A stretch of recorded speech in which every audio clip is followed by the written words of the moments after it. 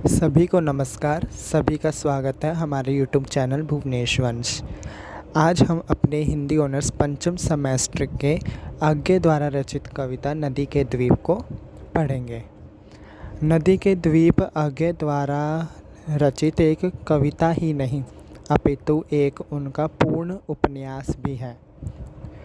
तो हमारी पाठ्यक्रम छायावादोत्तर कविता है, तो हम आगे की नदी के द्वीप कविता को पढ़ेंगे, उसकी सप्रसंग व्याख्या तथा आगे के इस विशेष रूप से लिखी गई इस कविता को जानेंगे। शुरू करते हैं। नदी के द्वीप।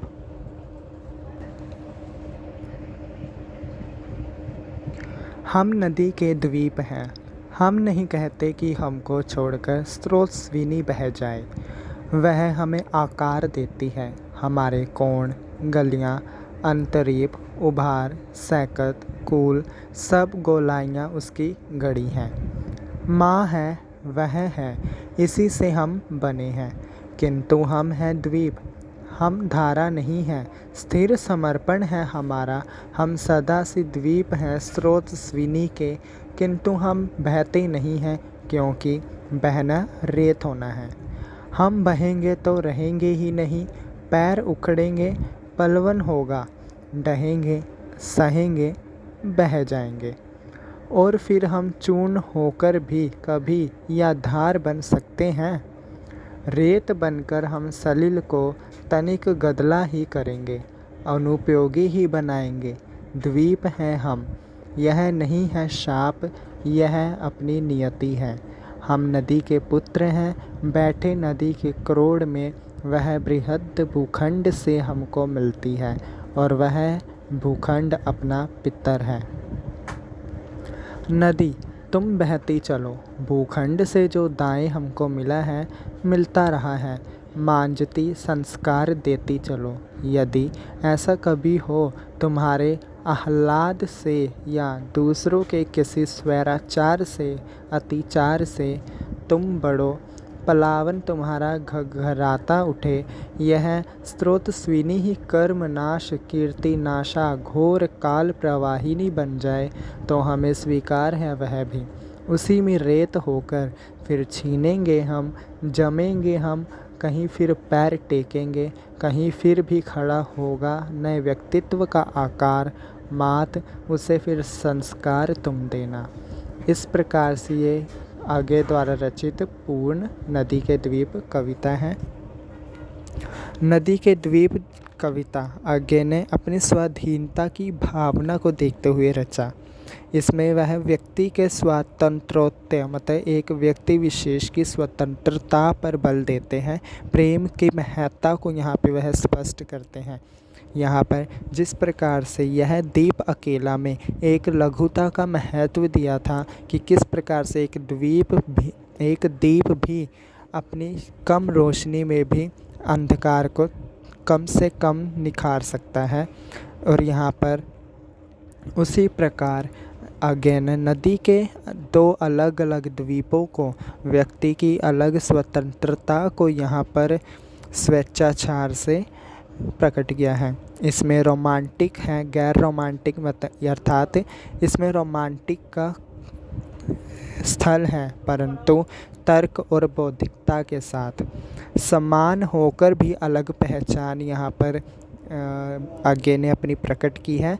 इनकी यदि हम भाषा की बात इस कविता में करें तो वह पूर्ण रूप से सृजनात्मक भाषा है। हम शुरू करते हैं इसकी व्याख्या। नदी के द्वीप। हम नदी के द्वीप हैं। यहाँ पर आगे जो कवि हैं वह नदी के द्वीपों की यहाँ पर बात करते हैं कि हम तो नदी के द्वीप हैं। हम नहीं कहते कि हमको छोड़कर स्रोत स्विनी बह जाए। स्रोत स्विनी शब्द का अर्थ है नदी। नदी की जो जलधारा है उसे कहते हैं स्रोत स्विनी। कि यहाँ पर आगे कवि कहते हैं कि नदी के द्वीप हैं जो, वह नदी को छोड़कर नहीं बह सकते, कहीं पर भी नहीं जा सकते। क्यों? क्योंकि वह नदी ही इन द्वीपों को आकार देती है। इन द्वीपों के कोण, इन द्वीपों की जो गलियां हैं, अंतरीभ अर्थात अंदर के जो द्वीप हैं, उभार, जो द्वीप ऊंचे नीचे होते हैं, समतल नहीं होते, उनके आकार को, उनके सैकत कूल, सैकत अर्थात बलुआ, जो मिट्टी में बलुआ पत्थर होता है वह, कूल अर्थात किनारा, नदी के जो द्वीप के आसपास के जो दो किनारे होते हैं नदी के, वह सैकत कूल कोण, वह कहते हैं कवि कि नदी के दो द्वीप है, यह अपनी नदी से अलग नहीं बह सकते, इनको छोड़कर नहीं जा सकते, क्योंकि यही नदी है जो इन द्वीपों के गोलाइयों को गड़े रखी है, इन गोलाइयों को पकड़े रखी है। यही नदी के द्वीप हैं जिन नदी इनको बनाती है, इनको आकार प्रदान करती है। आगे वह कहते हैं, माँ है वह है इसी से हम बने हैं। नदी के जो द्वीप है, कवि यहाँ पर प्रकट करते हैं कि नदी ही इन द्वीपों की माँ है, इन्हीं से वह द्वीप बने हैं, किंतु हम है द्वीप।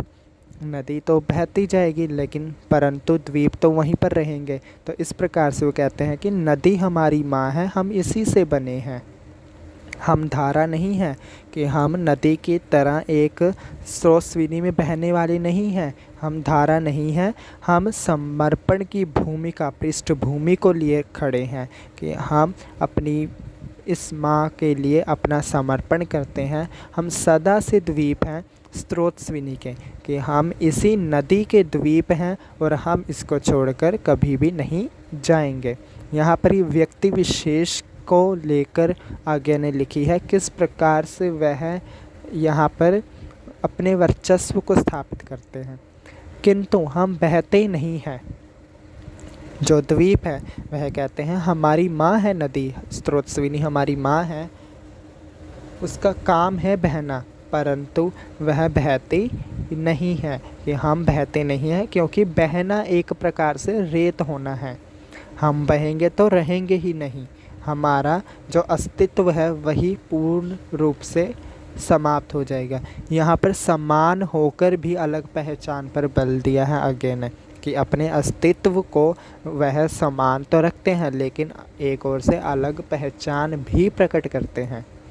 वह कहते हैं यदि हमारे पैर उखड़ेंगे, यदि हम यहाँ से थोड़े से भी हिलते हैं तो हमारा प्लवन होगा, पल्लवन होगा, पल्लवन अर्थात तैरना, कि हम तैरते बनेंगे, हमारा अस्तित्व ही नाश समाप्त हो जाएगा। वह नदी के द्वीप को कहते हैं कि यह डहेंगे, सहेंगे, परंतु बह जाएंगे, और फिर हम चूर्ण होकर भी कभी यह धार बन सकते हैं। क्या कोई अपना अस्तित्व खोकर कभी ताकतवर बना है? नहीं। रेत बनकर हम सलिल को तनिक गदला ही करेंगे। सलिल अर्थात पानी, कि यदि हम रेत बनकर बह जाएंगे, ढह जाएंगे, तो रेत बनकर भी तो हम नदी के जो पानी है, जल है, उसको गंदा ही करेंगे, अनुपयोगी ही बनाएंगे। मतलब उपयोग तो आएगा नहीं किसी भी प्रकार से, तो हम तो इसे अनुपयोगी ही बनाएंगे। द्वीप है हम, यह नहीं है शाप। आगे व्याख्या करते हुए कवि कहते हैं द्वीप है हम, यह नहीं है श्राप। यह अपनी नियति है। हम नदी के पुत्र हैं, बैठे नदी के क्रोड़ में।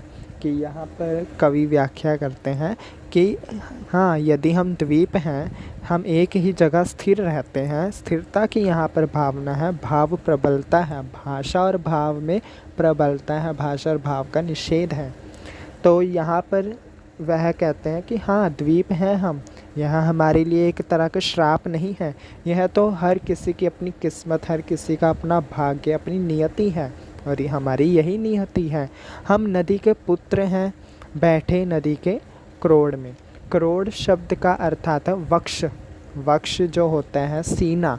तो यह कहते हैं कि हम नदी के क्रोड़ हैं, अर्थात हम वक्ष स्थल हैं अपनी नदी के। वह बृहद भूखंड से हमको मिलती है, कि वह जो नदी है हमें अलग अलग प्रकार के क्षेत्रों के खंडों से आती है, मिलती है। वह भूखंड अपना पितर है और यही नदी जो बहती है, यही स्रोतस्विनी हमारा पितर है, हमारे पिता भी हैं, हमारी माँ भी हैं।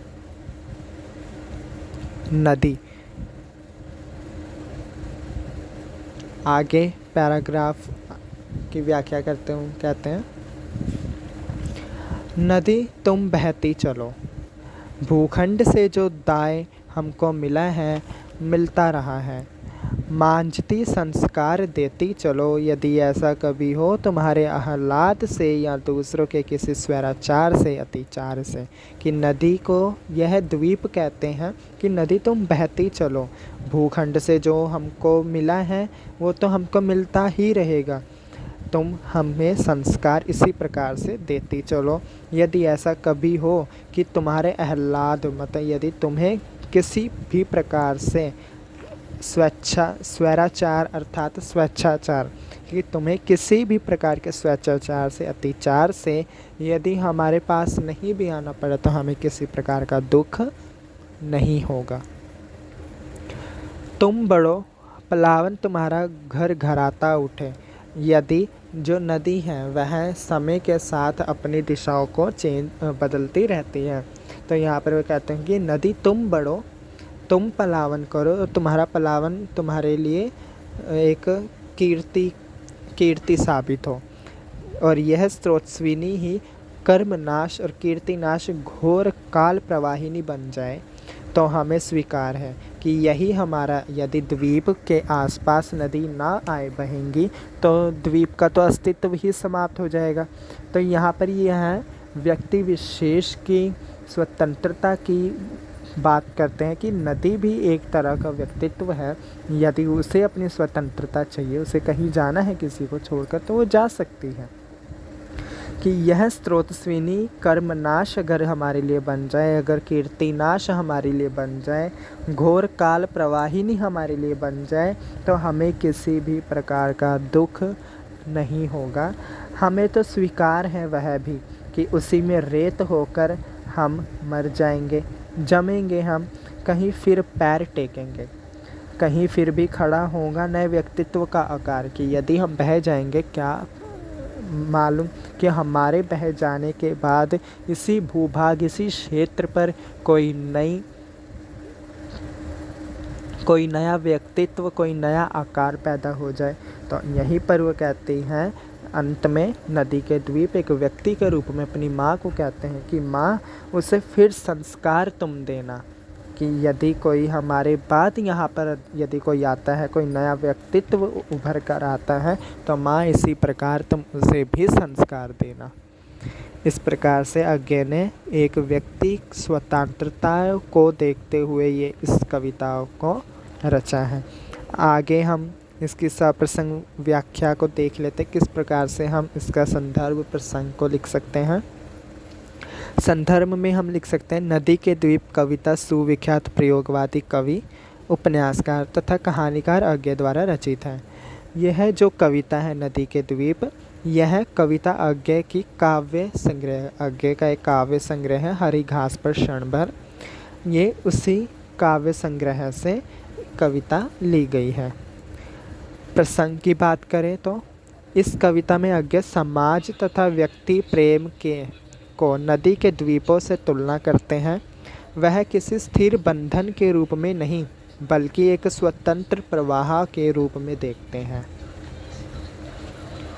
विशेष में हम इसके लिख सकते हैं, व्याख्या हम प्रसंगानुसार करेंगे, तथा विशेष में हम इसका लिख सकते हैं कि यहाँ पर व्यक्ति स्वतंत्रता की भावना है, स्वाधीनता की भावना है, लघुता का महत्व यहाँ पे प्रकट किया गया है। और नदी के दो द्वीपों को प्रतीक के माध्यम से नदी तथा द्वीपों को यहाँ पर व्यक्ति स्वतंत्रता तथा समाज का एक रूपी चिन्ह पैदा कर दिखाया। गैर रोमांटिक है, अर्थात तर्क और बौद्धिकता के रूप में यहाँ पर रोमांस दिखाया गया है। समान होकर भी अलग पहचान यहाँ पर द्वीपों की अस्तित्व की बताई है। और सृजनात्मक भाषा है, किस प्रकार से इतनी सुंदर भाषा का प्रयोग आज्ञा ने किया है। रूपक अलंकार का प्रयोग है, यदि उपमा इतनी सुंदर दी है तो हम उसको लिख सकते हैं। तो इसी प्रकार हमारे पाठ्यक्रम के 2 कवि नागार्जुन तथा आज्ञा की 3 कविताएं पूर्ण हो गई हैं।